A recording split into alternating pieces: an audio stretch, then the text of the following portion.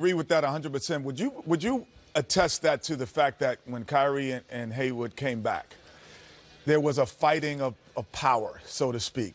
So let me show you that I could still do the things that I was doing when you were out. And then everyone kind of relinquished that and said, we'll move the basketball. Or do you think it just naturally happened?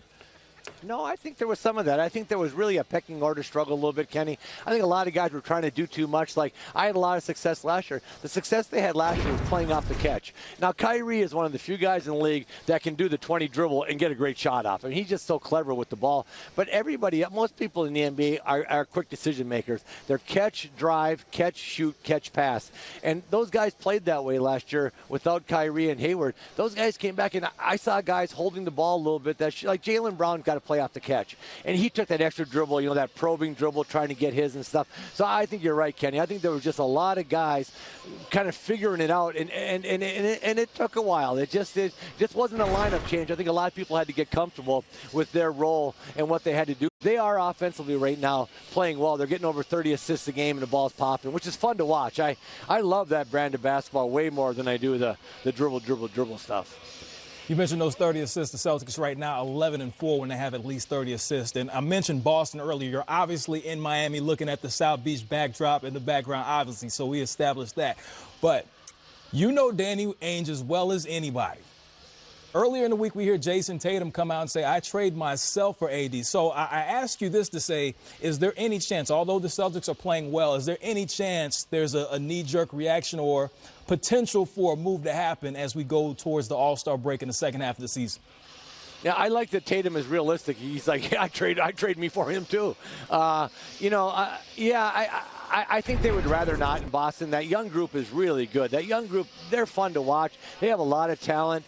I think Danny would like to keep them together. But if they don't play well, like this stretch they're having right now, if this continues, I don't think they'll do anything. But if they fall back onto that 10-10 stretch they had, that 20-game stretch to start the season, I think Danny would pull the trigger. Danny's aggressive, man. He's an aggressive GM. He's not afraid to sit on it if he likes what he's seeing. If he doesn't like what he's seeing, he'll make a move. And, you go in with AD and you legitimately have a run if you can get him to sign. He and Kyrie and the guys that would be left. That's a legitimate championship run type team. But I think he'd like to keep this team together, especially with all this youth, but have them play better. And so I think the next few weeks before the trade deadline, like a lot of teams, is going to kind of determine what they do. Of course, Boston's playing the Miami Heat now. We know the Miami Heat have been struggling offensively to get points, and they're 500 over the last 6. But I don't want to ask you about their offensive troubles. I want to ask you about D. Wade. We know about him in The Last Dance, and he's been exchanging jerseys. Now, Udonis Haslem comes out and says, I'm not really with all that. I just want to know your personal thoughts as a vet in this game. What do you think about the jersey swapping at the end of games that's taking place? I'm going to tell you, the last time I talked to a guy before a game, okay? I'm a rookie. Michael Corn went to North Carolina. Kenny knows that. He's a fellow North Carolinian. And he was drafted. I was drafted the same draft. We played in the Pan Am games prior to that, a couple of years prior. So I knew Mike fairly well. So we're warming up. This is an exhibition game, by the way. So we're warming up, and I stop at half court to talk to Mike. I said, hey, how you doing? There's a hand that grabs me from behind on my jersey and pulls me back. It's Dave Collins. And after he said a couple colorful words, he said, unless that guy's wearing a green jersey, we ain't talking to him. That was the last time I talked to a dude. I was not exchanging. He said, I love the way you started the story. Well, it was an exhibition game in my rookie year. He played like 18 years in the league, where 20 years later, he still hasn't talked. I don't even think he talks to Charles right now when he comes over here. He's got to check with Dave Collins before he does that.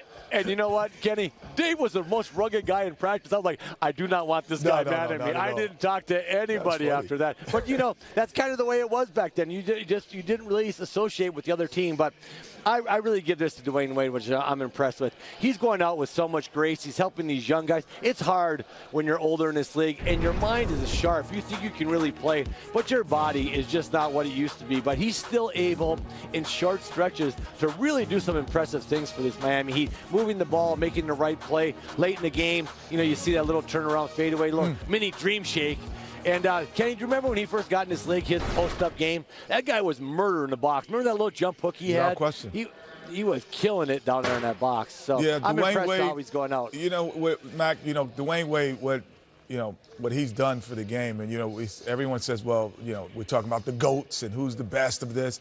We're talking about a top 5 guy in his position, in the history of the game, and his ability to create shots and create opportunities for himself and others is paralleled with only a couple of guys. So for him to be able to still do that at this stage of his career where he creates double-team opportunities, even like a guy like Vince Carter's 41, and he had 21 a couple weeks ago, he still can't create double-team opportunities. This guy's creating people to come double him in his last year in the NBA. That's impressive. Which is amazing. If someone double-teamed me in my last year in the NBA, they were idiots. No, if somebody doubled me in my last year in the NBA, I will have another year in the NBA. Hey, K-Mac, thanks for joining us. We're going to enjoy listening to you tonight. We'll see you soon. All right, guys, take care. Good talking with you. Man. Yeah, but see, that's how I measure greatness a lot of times, is the ability to create a double team. And as the ball bounces in the background, there's the greatness of a guy who could create a double team.